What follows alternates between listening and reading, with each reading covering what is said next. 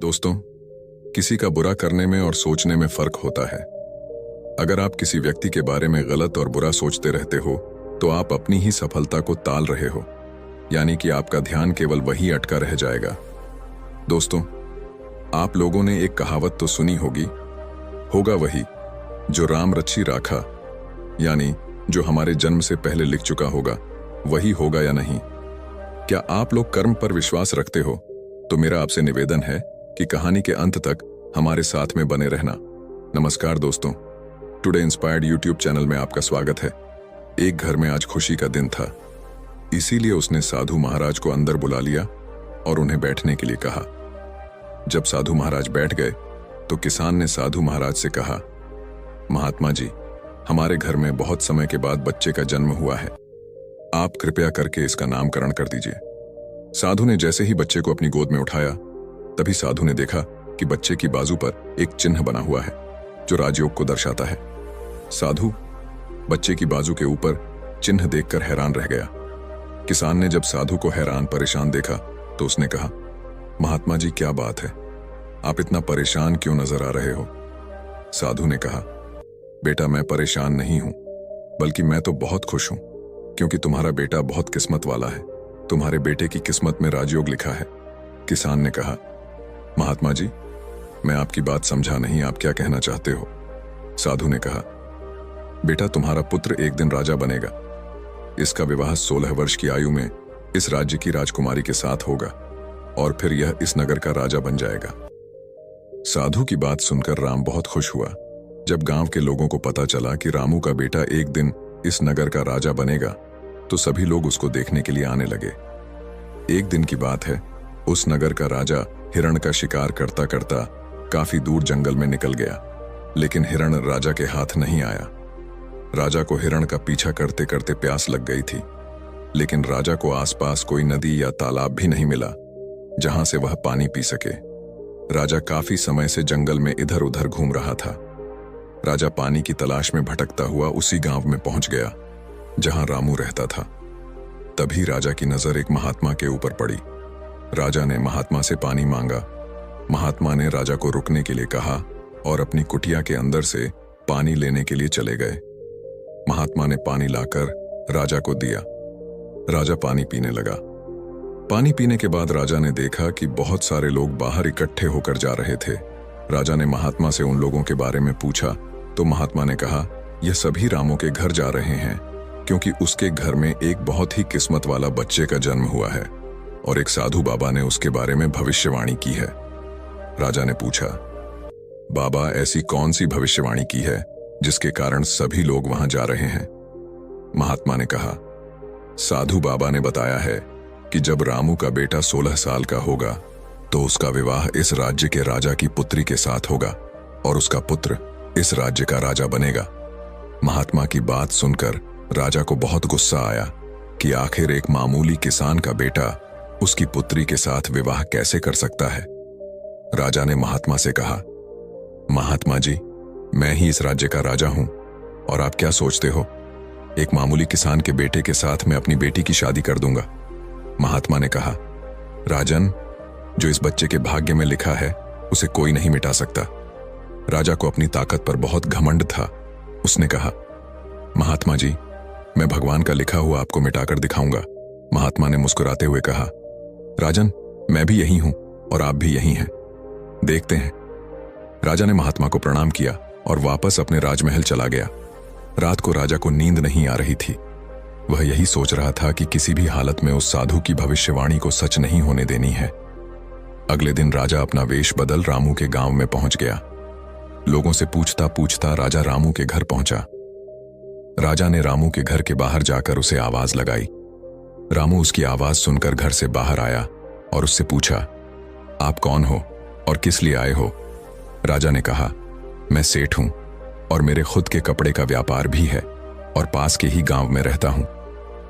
मैंने लोगों से सुना है कि तुम्हारे घर में एक तकदीर वाला बच्चे का जन्म हुआ है और उसकी किस्मत में योग लिखा हुआ है। रामू ने कहा, हां सेठ जी, आपने सही सुना है। राजा ने रामू से कहा, अगर तुम बुरा ना मानो तो एक बात कहूं। रामू ने कहा, हां सेठ जी, बोलो। राजा ने कहा, तुम अपना बच्चा मुझे दे दो, इसके बदले में मैं तुम्हें बहुत सारा धन दूंगा और तुम्हारे बच्चे का पालन भी करूंगा। रामू की पत्नी ने कहा, नहीं सेठ जी, मैं अपना बच्चा आपको नहीं दे सकती। राजा ने कहा, तुम एक मामूली से किसान हो, तुम अपने बच्चे का पालन पोषण अच्छी तरह से कैसे कर सकोगे? रामू ने सेठ की बात सुनकर कहा, हां सेठ जी, आप ठीक कहते हो, हम इस बच्चे का पालन पोषण अच्छी तरह से नहीं कर सकेंगे। रामू की बात सुनकर उसकी पत्नी ने कहा, ठीक है सेठ जी, मैं आपको अपना बच्चा देने के लिए तैयार हूं, लेकिन जब यह 16 साल का हो जाएगा तब आप मुझे इसे वापस कर दोगे। राजा ने कहा, हां ठीक है, जब तुम्हारा बच्चा 16 का हो जाएगा तो मैं इसे तुम्हें वापस कर दूंगा। यह कहकर राजा ने बच्चे को ले लिया और वहां से चला गया। राजा अपने साथ बच्चे को लेकर एक नदी पर पहुंचा। राजा ने सोचा था कि वह बच्चे को नदी में छोड़ देगा और उसकी मृत्यु हो जाएगी, लेकिन बच्चे का मासूम चेहरा देखकर उसको नदी में छोड़ने की हिम्मत नहीं हुई। बहुत सोचने के बाद राजा ने लकड़ी का एक संदूक लिया और बच्चे को संदूक में बंद करके पानी में बहा दिया। राजा ने सोचा संदूक गहरी नदी में जाकर अपने आप ही डूब जाएगा और यह बच्चा मर जाएगा। यह सोचकर राजा अब निश्चित होकर वापस राजमहल में चला गया कि अब यह बच्चा वापस नहीं आएगा और मेरी बेटी के साथ इसकी शादी भी नहीं होगी। मैंने भाग्य का लिखा हुआ मिटा दिया। उधर वह संदूक बहता हुआ एक नदी के किनारे पर पहुंचा, जहां पर एक धनवान सेठ सूर्य देवता को जल चढ़ा रहे थे। उस सेठ ने जब संदूक को खोलकर देखा तो उसके अंदर एक बच्चे को देख वह हैरान हो गए। उस सेठ की कोई संतान नहीं थी। सेठ उस बच्चे को अपने घर ले गया। सेठ की पत्नी बच्चे को देखकर बहुत खुश हुई। उसने जब सेठ से पूछा कि यह बच्चा किसका है, तो सेठ ने उसको बच्चे के बारे में बताया कि कैसे वह उस नदी में बहता हुआ मिला है। सेठ और उसकी पत्नी ने बच्चे के लिए भगवान को हाथ जोड़कर धन्यवाद किया। अब वह बच्चा सेठ के घर में पलने लगा। सेठ ने उस लड़के का नाम सूरज रखा था। इसी धीरे धीरे 16 वर्ष बीत गए। सूरज बहुत ही समझदार और बुद्धिमान था। एक दिन सूरज को अध्यापक पढ़ा रहा था। अध्यापक जो कुछ भी पूछता, सूरज तत्काल उसका जवाब दे देता। यह देखकर अध्यापक ने सूरज को कहा, तुम तो बहुत ही समझदार और ज्ञानी हो, तुम आगे चलकर बहुत बड़े आदमी बनोगे। अध्यापक सूरज की प्रशंसा कर रहा था कि तभी वहां से वही राजा गुजर रहा था जो किसी दूसरे राज्य में किसी काम से जा रहा था। राजा ने जब सूरज की तरफ देखा तो राजा वहीं पर रुक गया। राजा ने सूरज से पूछा, बेटा तुम कौन हो और कहां रहते हो और तुम्हारे पिताजी का नाम क्या है? सूरज ने कहा, महाराज मैं सेठ हीरालाल का पुत्र हूं। यह पूछकर राजा वहां से चला गया। अपना कार्य करने के पश्चात राजा जब वापस आया तो वह सेठ हीरालाल के घर गया और उसने हीरालाल से कहा, तुम्हारा बेटा बहुत ही समझदार और बुद्धिमान है। सेठ हीरालाल ने राजा की बात सुनकर कहा, महाराज मैं उसका असली पिता नहीं हूं, मैंने तो उसे सिर्फ पाला है, लेकिन वह मेरे लिए बेटे से भी बढ़कर है। राजा ने सेठ हीरालाल से पूछा, क्या यह लड़का आपका पुत्र नहीं है? तो फिर यह लड़का आपको कहां से मिला? फिर सेठ हीरालाल ने राजा को सारी कहानी सुनाई कि कैसे वह उसे बहते हुए पानी में एक संदूक से मिला था। जब राजा ने सेठ हीरालाल की बात सुनी तो वह चौंक गया। राजा समझ गया था कि यह बच्चा वही है जिसे मैंने 16 साल पहले नदी में बहा दिया था। राजा और सेठ हीरालाल अभी बातें कर ही रहे थे कि वहां पर सूरज आ गया। राजा ने सूरज को देखा तो उसने सेठ हीरालाल से कहा, सेठ जी मुझे आगे किसी काम से जाना है, बेटे के हाथों मेरी एक चिट्ठी महारानी तक पहुंचा दो तो मैं उसको सोने की 50 मोहरें दूंगा। सूरज ने यह सुनकर राजा से कहा, हाँ महाराज, क्यों नहीं, मैं आपकी चिट्ठी जरूर पहुंचा दूंगा। राजा ने चुपचाप एक संदेश लिखा और चिट्ठी के ऊपर मोहर लगा दी और चिट्ठी सूरज को पकड़ा दी और कहा कि बेटा यह लो, यह रानी तक पहुंचा देना। सूरज चिट्ठी लेकर चला गया। सूरज चलते चलते घने जंगल से गुजर रहा था कि वह रास्ता भटक गया। उसे रास्ता ढूंढते ढूंढ रात हो गई। सूरज रात गुजारने के लिए कोई जगह ढूंढने लगा। तभी उसकी नजर एक झोपड़ी के ऊपर पड़ी। सूरज ने सोचा, मैं रात यहीं पर बिता लेता हूं। यह सोचकर सूरज डांड से नीचे उतरा और झोपड़ी के अंदर चला गया। जब सूरज अंदर गया तो उसने देखा कि एक बूढ़ी औरत खाना बना रही थी। बूढ़ी औरत ने सूरज को देखा तो उससे पूछा कि बेटा तुम कौन हो और बिना इजाजत अंदर क्यों आए हो? सूरज ने अपने बारे में बताया कि वह रास्ता भटक गया है, इसीलिए रात गुजारने के लिए यहां पर आया है। सूरज की बात सुनकर बूढ़ी औरत को उसके ऊपर दया आ गई, लेकिन फिर बूढ़ी औरत ने सूरज से कहा, बेटा, तुम्हारा यहां पर रुकना ठीक नहीं है, क्योंकि यह डाकुओं का अड्डा है। अभी कुछ ही देर में डाकू आने वाले हैं। यदि उन्होंने तुम्हें यहां देख लिया तो तुम्हारे लिए परेशानी खड़ी हो जाएगी। सूरज ने कहा, लेकिन माताजी, इतनी भयानक रात में मैं कहीं और जा भी नहीं सकता। अगर मैं बाहर गया तो जंगली जानवर मुझे खा जाएंगे। इससे अच्छा है मैं यहां कोने में जाकर लेट जाता हूं। यह कहकर सूरज कोने में जाकर लेट गया। कुछ समय के बाद डाकू अपने घर वापस आए। डाकुओं ने जब घोड़े को बाहर देखा तो सूरज बूढ़ी माता से उसके बारे में पूछा। बूढ़ी माता ने उनको बताया कि इसका का नाम सूरज है, यह बहुत ही नेक दिल बच्चा है और यह राजा के काम से राजमहल जा रहा है। जब डाकुओं ने यह सुना तो उन्हें कुछ संदेह हुआ। वह राजा की हरकतों के बारे में जानते थे, इसलिए उन्होंने सूरज की जेब से चिट्ठी निकाली और उसे पढ़ने लगे। जैसे ही डाकुओं ने वह चिट्ठी पढ़ी तो वह सब समझ गए। बूढ़ी माता ने उनसे पूछा, चिट्ठी में क्या लिखा है? उनमें से एक डाकू ने बताया कि चिट्ठी में लिखा है कि जैसे ही यह लड़का तुम्हारे पास पहुंचे, इसको उसी समय मरवा कर कहीं दूर दफना देना। यह काम मेरे पहुंचने से पहले हो जाना चाहिए। बूढ़ी माता ने जब यह बात सुनी तो बोली, यह राजा कितना दुष्ट है, जिसके हाथों चिट्ठी भिजवा रहा है उसी को मरवाने का आदेश भी दे रहा है। यह सोचकर बूढ़ी माता ने सोचा कि मुझे इस मासूम को बचाना चाहिए। उसने डाकुओं से कहा। तब डाकुओं ने दूसरी चिट्ठी लिखकर उस चिट्ठी से बदल दी और वापस सूरज की जेब में रख दी। इसके बाद डाकू वहां से चले गए। सुबह होते ही सूरज उठा और बूढ़ी माता को धन्यवाद देकर वहां से चला गया।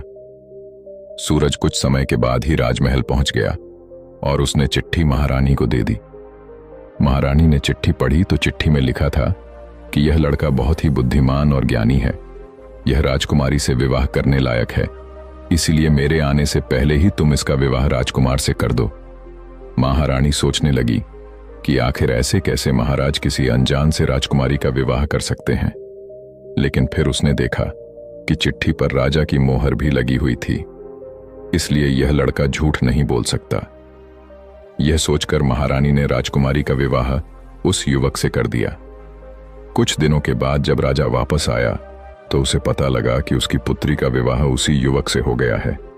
यह सुनते ही राजा गुस्से से आग बबूला हो गया और उसने महारानी से पूछा, तुमने यह सब क्यों किया? तब महारानी ने बताया कि महाराज, जैसा कि आपने चिट्ठी में लिखा था मैंने वैसा ही किया है।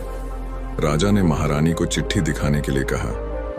जब महारानी ने चिट्ठी दिखाई तो राजा ने चिट्ठी में कुछ और ही लिखा पाया। यह देखकर राजा ने गुस्से में सैनिकों को कहा, जाओ और जाकर सूरज को पकड़ कर लाओ। सैनिक तुरंत गए और सूरज को पकड़ कर ले आए। राजा ने गुस्से में सूरज से कहा, तुमने धोखे से मेरी पुत्री के साथ विवाह तो कर लिया, लेकिन मैं तुम्हें अपना दामाद स्वीकार नहीं करूंगा। सूरज ने राजा की बात सुनकर कहा, लेकिन महाराज, मैंने तो आपके साथ कोई धोखा नहीं किया है। राजा ने सूरज की बात सुनकर कहा, तुम मुझे भी बेवकूफ बनाना चाहते हो, लेकिन मैं तुम्हें अपना दामाद स्वीकार नहीं करूंगा। अभी दोनों की बात चल ही रही थी कि एक सैनिक ने आकर राजा से कहा, महाराज, बाहर एक महात्मा आए हैं, वह आपसे इसी समय मिलना चाहते हैं। राजा ने महात्मा को अंदर लाने का आदेश दिया। महात्मा जी अंदर आए तो राजा ने उठकर उनको प्रणाम किया और उनके आने का कारण पूछा। महात्मा ने कहा, राजन, लगता है आपने मुझे पहचाना नहीं। राजा ने कहा, नहीं महाराज, मैंने आपको नहीं पहचाना नहीं। महात्मा ने मुस्कुराते हुए कहा, राजन, मैं वही हूं जिसे तुम आज से 16 वर्ष पहले भाग्य का लिखा मिटाने की बात बोलकर आए थे। जैसे ही महात्मा ने यह बात कही, राजा एकदम से चौंक गया। उसे सब कुछ याद आ गया। महात्मा ने मुस्कुराते हुए कहा, क्यों राजन, भाग्य का लिखा मिटा दिया? राजा ने आंखें नीची करके कहा, नहीं महात्मा जी, मैं भाग्य के हाथों हार गया। महात्मा ने कहा, कहां? राजन, भाग्य के हाथों कोई नहीं जीत सकता, इसलिए अब सूरज को अपना दामाद स्वीकार करो और अपना राजपाट उसको सौंप दो। राजा ने कहा, महात्मा जी, जैसा आपने कहा है वैसा ही होगा। राजा को समझाकर महात्मा जी वहां से चले गए। राजा ने सूरज से माफी मांगी और सारा